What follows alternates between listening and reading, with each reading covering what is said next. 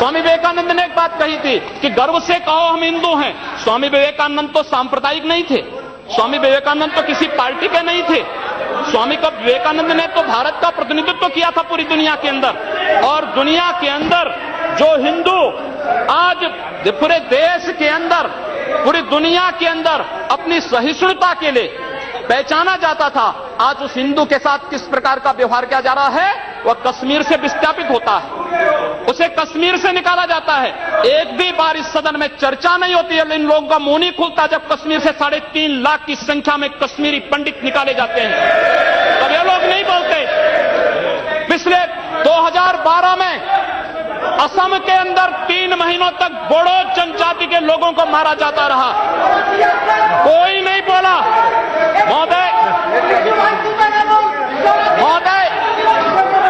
कोई नहीं बोला। जम्मू कश्मीर के बाद जम्मू कश्मीर के हिंदुओं के मारने पर कश्मीरी पंडितों को उनके घरों से बेदखल कर दिया गया, एक भी बार ये लोग बोले नहीं, इनको पीड़ा नहीं हुई। दुनिया के अंदर ये अपने आप में बिरला उदाहरण था जहां पर अपने ही देश में अपने ही जानने वाले लोग विस्थापित होकर के खाना बदोश की जिंदगी जी रहे हैं। उस शर्मनाक घटना की निंदा एक भी बार इन लोगों ने नहीं की। मुंबई के दंगों पर ये लोग मौन रहे, जमशेदपुर और भागलपुर के दंगे कांग्रेस के समय हुए थे, एक भी बार इन लोगों ने उस पर चिंता व्यक्त नहीं की। और तो और 1984 में इस देश के अंदर जिन सिख गुरुओं का योगदान इस देश को बचाने और इस देश की धर्म और संस्कृति, इस देश के समाज को बचाने में बहुत महत्वपूर्ण थी, उन सिखों के कत्लेआम पर भी इनको शर्म महसूस नहीं होती है। और आज ये लोग इस देश के अंदर बात करते हैं सांप्रदायिक सौहार्द की, इनका पूरा चेहरा सांप्रदायिक हिंसा से रंगा हुआ है, सांप्रदायिक एजेंडे से रंगा हुआ है। और इसीलिए बंधु महोदय, इस देश के अंदर असम में क्या हो रहा है, बांग्लादेशी घुसपैठिए इन लोगों के अपने हो गए और इस देश में लाखों वर्षों से रहने वाला समुदाय पराया हो गया। इस देश के अंदर महोदय, असम में बांग्लादेशी घुसपैठियों के कारण Under Rule 376, sir, the honourable member, while giving statement in his speech, he mentioned about communal rights.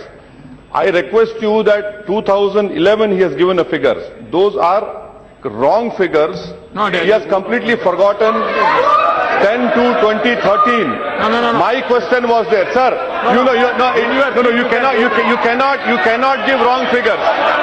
Gujarat was the highest number followed by Madhya Pradesh. I have my question over here. Answer. I request you to check the record. Please. Sir, Please take it. Please. Say. No. Please. See, unmute my leg. See, on my leg, please. See, the member is speaking and giving some figures. You are disputing that figures. No. In your speech you can say. There is no ruling. There is not out of.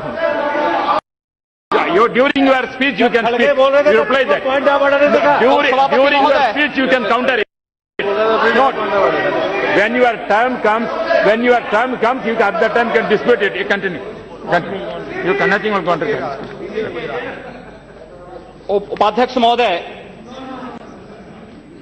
सच्चाई कड़वी होती है और कड़वी सच्चाई ये लोग स्वीकार करने को तैयार नहीं, क्योंकि लोग उस बीमारी से स्वयं त्रस्त हो चुके हैं जो बीमारी इन्होंने पूरे देश को दी है, और इसीलिए ये लोग उस सच्चाई को स्वीकार नहीं कर सकते। कश्मीरी पंडितों के निष्कासन पर और कश्मीर पे हुए अत्याचार पर ये लोग मौन थे। मैं 2011-12 में असम के अंदर देख रहा था, 3 महीनों तक लगातार दंगे होते रहे, इन लोगों ने एक भी बार सदन में चर्चा नहीं कराई, असम जलता रहा। और तो और कांग्रेस के लोग एक बार तो असम के ही मुख्यमंत्री को कटघरे में खड़ा कर दिया कि इन्होंने बोडो लोगों के बारे में कैसे बोल दिया। अरे बोडो वहां का नागरिक है, उसके बारे में नहीं बोलेंगे, किसके बारे में बोलेंगे? लेकिन ये लोग बांग्लादेशियों घुसपैठियों की वकालत करते हैं, और बांग्लादेशी घुसपैठियों की वकालत करते हुए इन लोगों ने पूरे बांग्लादेश, पूरे पूर्वोत्तर के भारत का जो समीकरण बदला है। महोदय, असम के अंदर आज कोकराझार, धुबरी, चिरांग और बरबेटा जिले जो हिंसा की सर्वाधिक चपेट में हैं, वे सर्वाधिक चपेट में जो जिले हैं वे इसलिए हैं क्योंकि बांग्लादेशी घुसपैठी वहां पर आकर के जमीनों पर कब्जा किए हैं। इन लोगों ने वर्क परमिट के साथ साथ उनके राशन कार्ड बनाए हैं और बेशर्मी के साथ देश के साथ खिलवाड़ उन्होंने वहां पर उनके माध्यम से करवाया है। महोदय, और तो और हम किसी और बात में नहीं जाना चाहते हैं। मैं पूछना चाहता हूं कांग्रेस से और कम्युनिस्टों से भी, कोयंबटूर और बेंगलुरु धमाकों का जो अभियुक्त है, उस दुर्दांत आतंकवादी के लिए विधानसभा का स्पेशल सत्र बुलाया जाता है। दोनों दल एक साथ मिलकर के अपील करते हैं कि उसको छुड़वाओ। ये क्या सेकुलर, क्या यही सेकुलर है? क्या इनका यही सेकुलर एजेंडा है? क्या यही इस देश में यही सेकुलरिज्म है? और इस देश के अंदर महोदय, इस देश के अंदर क्या हुआ था? Let him speak. हम भूले नहीं महोदय, 11 अगस्त 2012 को मुंबई के आजाद मैदान में जो कुछ हुआ, महोदय, आजाद मैदान की घटना क्या थी?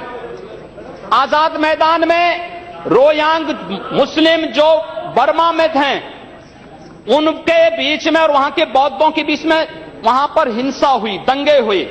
ये मामला म्यांमार का है, भारत का नहीं। लेकिन म्यांमार की घटना में दंगा कहां होता है? आजाद मैदान मुंबई में।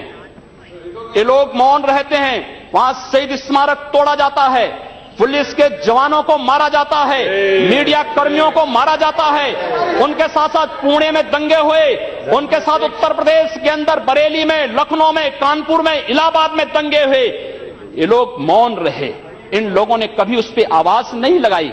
ये लोग मौन रहे उस घटना पर। ये वही लोग हैं जो आजाद मैदान की घटना पर मौन थे और बाबा रामदेव पे, उन सत्याग्रहियों पर ये लोग रामलला मैदान पे लाठी चार्ज करके बेशर्मी के साथ वंदे मातरम का गान करने वाले देशभक्तों पर लाठी चार्ज करते हैं। ये लोग देश के अंदर सांप्रदायिक हिंसा की बात करते हैं। सांप्रदायिक हिंसा किसने फैलाई है?